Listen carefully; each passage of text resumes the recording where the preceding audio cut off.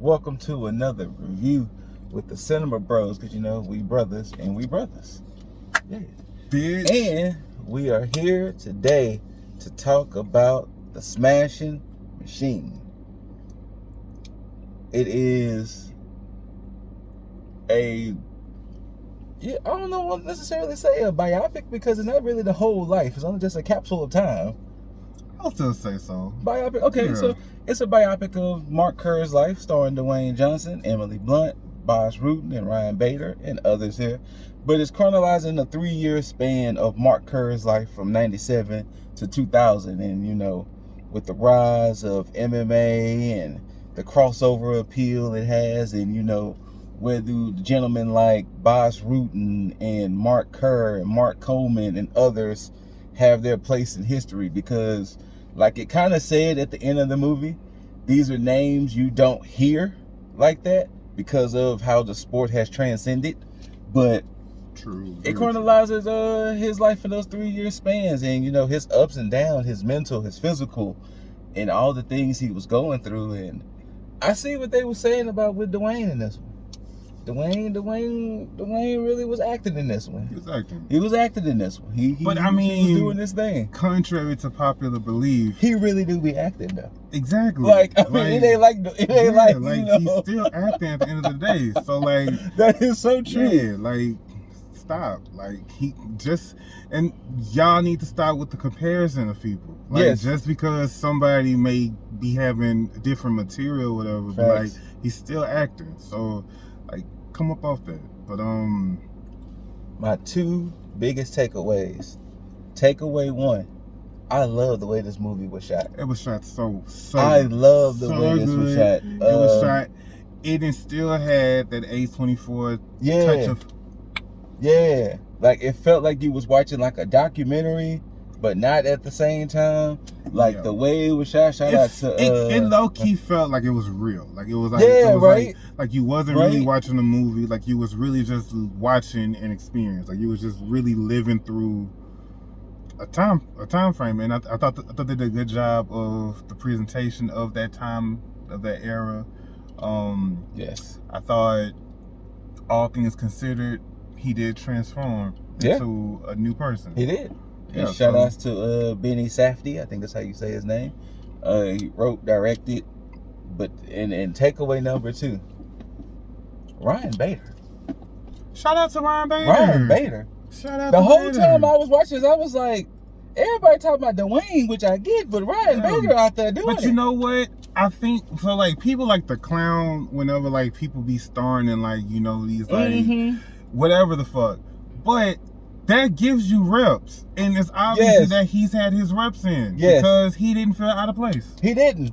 He felt like it. And one thing I would say, shout out to whoever was the stunt choreographer or whoever trained the guys. Like obviously Ryan Bader's Ryan Bader. You know, but I would say Rock looked like a wrestler fighter. He did. He looked like a fighter whose strong suit was wrestling first. Yes. And everything came second. And if you've been in those environments, you know exactly what I'm talking about. Like, he wasn't meant to look like he was just a stand-up champion, because that's not who Mark Kerr was. And I thought they did a good job at that. I thought it translated well. I thought it didn't look completely out of place that you had Ryan Bader, who clearly, you know, did his scenes look more authentic because he was actually fighting. Yes. But I thought they did a good job. It didn't look glaringly different from The Rock doing his scenes versus anybody else doing this. No, it didn't. And that was another thing. Like it didn't look like how you usually said it. It didn't look like, come on now, really? Yeah. The Rock is doing this. And really? Also, I did not realize Emily Blunt was such a baddie. Understandable, because you know what, we're used to seeing her not as, I would say, not as so glamorous or and also so, I would say, civilian. Because I think usually if you think of Emily Blunt, your mind is going to default to Quiet Place. And like it's civilian in a different way. Yeah, she not city girl civilian. You know what I'm saying? Yes. But like So let me ask you this question: as a person who trained and had fights, Did you resonate with some of those moments of like the focus and Yeah, I mean, I thought they did a good job with trying to show how like the mental is another heavy aspect of because they didn't really touch too much on the physical because it's like, yeah, but like most people don't realize the mental is the hardest part usually to a fight. Because I mean, every fighter trains. I would hope. So it's just, yeah. I would hope. When you're on that level. Yeah, when you're on that level, yes. But yeah. All right, well, you know, like how we normally do, we got our rating system. Trash. I got the pass. Could have waited for streaming. Movie FOMO. Cinema. What say you, broski? I'm gonna give it a FOMO. Yeah, I was in there like a FOMO. It was a good FOMO. I'm gonna give it a FOMO. This movie is not gonna be for everybody because if you're not really into the whole MMA scene, then you're gonna be kind of like with it. But if you have any love or liking for MMA and what it's done, and not just what's being presented today, but kind of all encompassing, this is definitely worth watching. It's definitely worth watching. And I can see why, you know, many people were saying, you know, Dwayne was doing his big one. Because he did. He did. He really conveyed the emotions. It didn't, like how they normally say, it's just him playing the same character in every movie. Nope. He actually really did it. Like I said, all of them. Everybody in there. And then I wonder, like in Boss Ruden's case, is it difficult Boss Ruden playing Boss Ruden?